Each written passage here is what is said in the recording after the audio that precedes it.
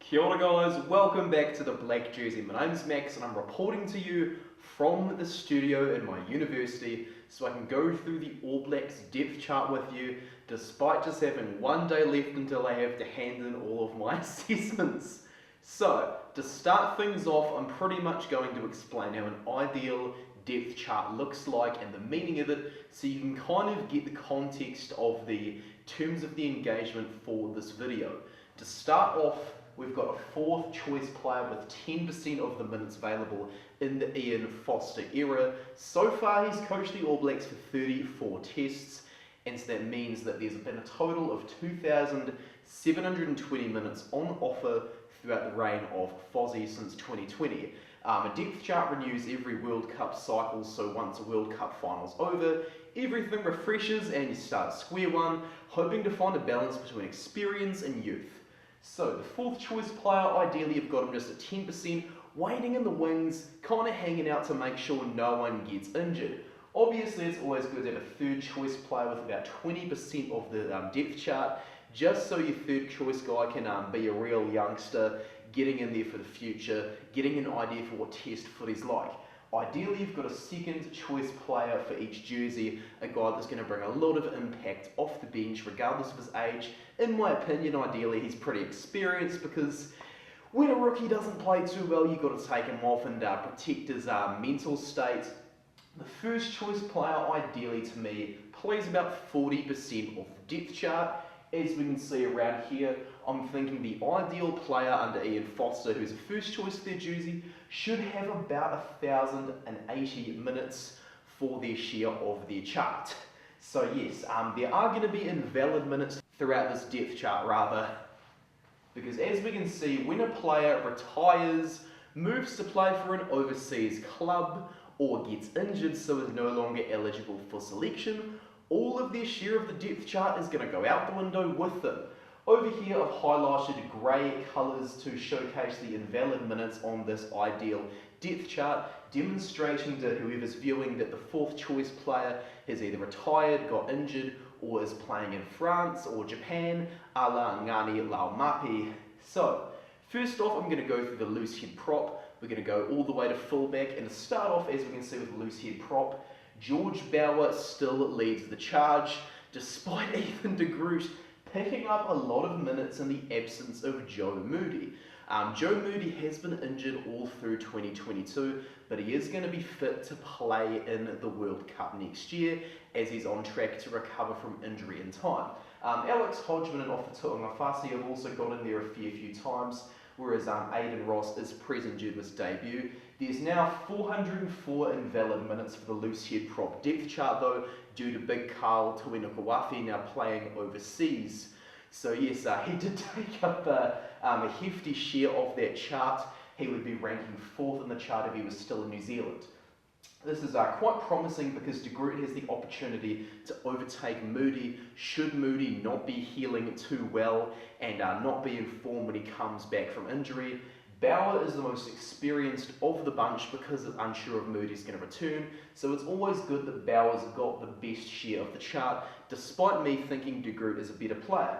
Now for hooker, Cody Taylor has played massive minutes under Ian Foster, and so I suspect that his form struggles were perhaps thanks to the fact that he was being a bit overworked. Samasodi Taukei'aho, one of the big movers of 2022, has leapfrogged Dane Coles and now sits as Taylor's second choice, though I'd prefer for Taukei'aho to start in case Taylor's lineouts throwing still hasn't worked. This is pretty much as close as possible that you can get to an ideal depth chart, thanks to Almoa sitting in there as well, whereas just 3 minutes due to a yellow card are invalid on the chart. So, of all the charts I looked through ahead of recording this video, I thought that, hooker is probably in the best condition. Just give Taukei'aho and Almoa a few more of Taylor's minutes and you're pretty much bang on where you need to be, so I'm really happy with what Fozzie's done here. Over to the Tighthead Prop. Nepo Laulala remains in the lead after recovering from injury, but some very good stuff indeed. Tyrell Lomax is starting to get near him and is so close to overtaking him, it's not funny. I'm considering Tyrell Lomax appears to be the first choice Tighthead Prop. It's ideal to have him sitting at the pinnacle of the chart. Offered to Mufasi, a fair few of his minutes are likely going to transfer over to Loosehead Prop due to the emergence of Fletcher Newell. Angus Tarval has probably played his last test unless someone gets injured, but it's good to have him an experienced player on there as the fourth choice in case someone does succumb to injury, and that is kind of likely considering the history of Laulala and To'omafasi, so no harm having an experienced player in here, whereas the first choice will obviously be ranking at the top of the chart in time for the World Cup, which is very, very good. Now we're going to move over to lock. As you can see, things look a bit odd because I just made a single depth chart for the 4 and 5 jerseys, as all of the locks Ian Foster has capped have played in each jersey for the 2 positions. Josh Lord sitting at the bottom, probably not going to go to the World Cup due to injury and having just 83 minutes to his name, but having him in there just to get that experience ahead of 2024 and beyond, very good to see. The big mover though, Tupou Va'e is now just 2 minutes behind Patrick Tuipulotu, who probably chose a bad time to go on sabbatical. Va'e's being rewarded, though he's only played 8 tests pretty much all off the bench in 2022. This bodes very well. We see Whitelock playing massive minutes, nearly 2,000 in total in the Foster era. Brodie Retallick's also racked up 1,265 minutes. Interestingly though, Scott Barrett has played more minutes than Brodie Retallick due to spreading his minutes throughout a few different jerseys. We go over to Blindside Flanker, and Barrett's now sitting very, very close to Ethan Blackadder, while there are quite a few players who are getting small portions due to the makeshifting of this jersey when players get carded. That's the reason there's 83 invalid minutes for the 6th jersey. Akira Ioane does sit first in the depth chart, but I do think that there's possibly a bit of context behind it, as Shannon Frizzell last year had a court date and was found not guilty for a crime he was accused of. Frizzell is starting to creep back up though at 771 minutes of the chart. Very good to see Frizzell there just specialising in one position. He clearly knows his role with the team, whereas Akira Ioane's very experienced, so it's all good. You can get a pretty solid fill-in if need be. Blackadder though, just 246 minutes, severely lagging behind the 2 due to injuries, so unfortunately when you go over to see the 7 chart, Blackadder's career is likely over, considering his 27-year-old with just 9 test caps. Ardie Savia is just 20 or so minutes behind Blackadder for 7, with Barrett creeping up on him at 6. Whereas Dalton Papali'i, my goodness, he's played massive minutes as well. His total's now gone over 1,000 due to his minutes from a single start at 6. And Sam Cane, despite having a fair few injuries, good to see him at the top of the pecking order in at 7 with 1,234 minutes. This is pretty close to an ideal depth chart as well. We see Ardie Savia in behind, Cullen Grace with just a 2-minute debut. Just 19 minutes are invalid, which is very good. Spread a few more of Kane's minutes over to Blackadder and Savia. You can even do a bit of that with Papali'i, and you've pretty much got a perfect depth chart. Very good to see so few invalid minutes. Number 8, considering this jersey is for the key decision makers in the squad, I'm initially going to be okay with Ardie Savia having a near 60% share of the chart, as you do have to have a very cohesive spine when it comes to international rugby. Hoskins Atutu, we can clearly see, is the only player that they really trust to back up Savia, as Luke Jacobson, he's about 6th or so at Blindside. Just rewind the video to double check and fact check me, but he's all the way down with just 12% of the 8 depth chart. And Sowakula, Barrett, Ioane, Kane, they're all just sitting there for 20 or so minutes after a player's been subbed off, so it's quite clear who's who. Savia is the first choice, Satutu is the second choice, and because this is such a key decision-making jersey, they've opted for Jacobson just to be the third choice and not really look beyond that, which is kind of okay to me due to the importance of the jersey. We move over now to a very important jersey as well. Apart from David Havili with just 1 minute over there, it's quite clear who the first, second and third choices are, especially with TJ Perenara and Folau Fakatava devastatingly and really terribly being ruled out of the Rugby World Cup for 2023 due to injury. Aaron Smith with nearly 50% of the chart. It's very, very good that Brad Weber is an experienced player despite having a very small share of the chart, as Aaron Smith is borderline irreplaceable in Ian Foster's eyes. Finlay Christie, good to see him start to overtake Weber and get a good share as well, as he and Beauden Barrett are likely going to be coming off the bench. They'll need to be playing a bit of international footy together, not just club footy together, to keep building that cohesion they've got. Very good idea to have them both teammates being together on the bench. The invalid minutes though, that's taken up a huge, hefty share of this chart, and so if Smith's minutes go invalid into the grey colour, we're going to see over 70% of the minutes pretty much go away, and so thankful. I'm so thankful that Brad Weber is in his 30s. We're now moving over to Tendo. I know guys, none of the minutes are invalid, all of them are in a colour, but come on, this is not acceptable. You see Beauden Barrett there with over 1,000 minutes. He is sitting in its second choice for both 10 and 15 for both of those jerseys, but with Mo'unga playing huge minutes like those, and Bodie also playing huge minutes, very little have been left for Mackenzie and for Petafeta. So, is all this time with the All Blacks 15, the Barbarians and the Chiefs going to convert Damian Mackenzie into a proper third choice 10? We all know he's going to come back into the mix, especially considering Brad Weber is his Chiefs teammate, but if any of these guys are to go down, this is not enough of a share of the chart for Steve and Petafeta, so I am very concerned about both Barrett and Mo'unga going down, as what's below the both of them has not really been exposed properly to test level at 10, though they've done so in other jerseys.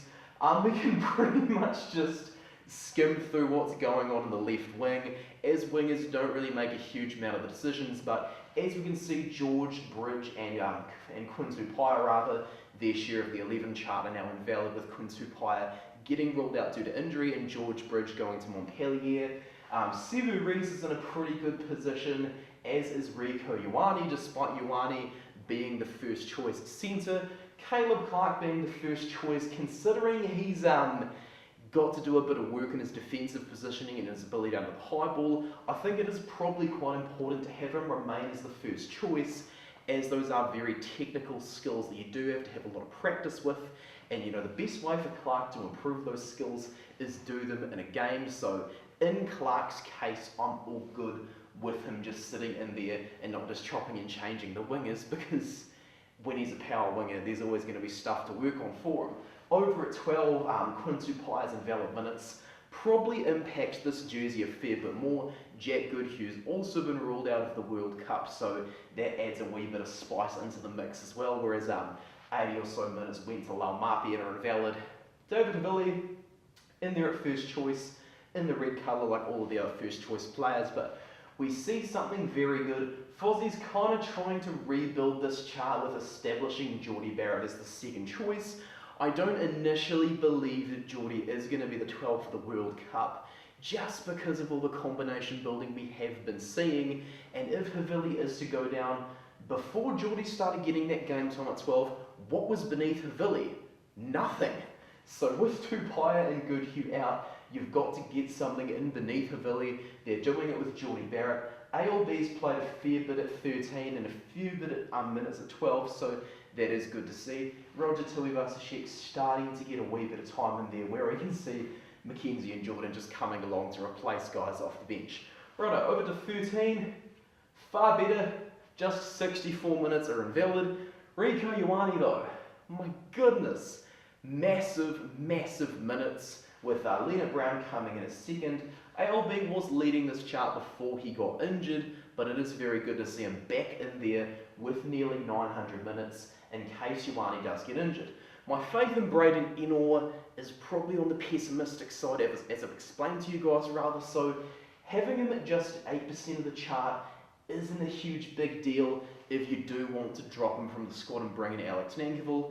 Peter Umaga Jensen's there as well, so it is possible for him to come back from arm injury and get back into the All Blacks as well. Over to the wing, big shift. We see Mark Talia with 160 minutes after just a matter of weeks ago not even being in the equation. So wings, they can shift a fair bit up and down the pecking order. Sevu Reece, good to see him in there as second choice for another jersey, whereas Jordan's in there as the first choice quite clearly. I'm not too worried about the wings as I've established though, so we're going to move over to fullback after just kind of having a look at this information, and we're going to see, as I mentioned before, Beauden Barrett, indeed the second choice for 2 jerseys, whereas Damien McKenzie is the third choice for 2 jerseys, both of which are in the spine of the team. Geordie Barrett, though, he's played over 2,000 minutes of Test rugby under Ian Foster, with the bulk of them coming at fullback, so a massive congratulations and a hats off to Geordie Barrett for that. Will Jordan, though, coming in at fullback, guys, not going to happen.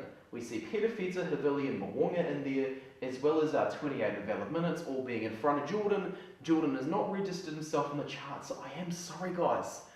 I told you this time last year when I reviewed the 2020 to 21 depth chart, it's not going to happen, so I guess I can probably turn this TV off soon because that's the end of the video. I want you guys to let me know your thoughts on this depth chart, how things are tracking along for the World Cup, your complaints, your pros, your cons, your wow, this is so amazing. Just tell me all those kinds of things you've got to say in the comments. I try to reply as fast as I possibly can, so thank you very much for watching this video, guys. My name's Max, this TV is about to go off, and that is it. Peace out.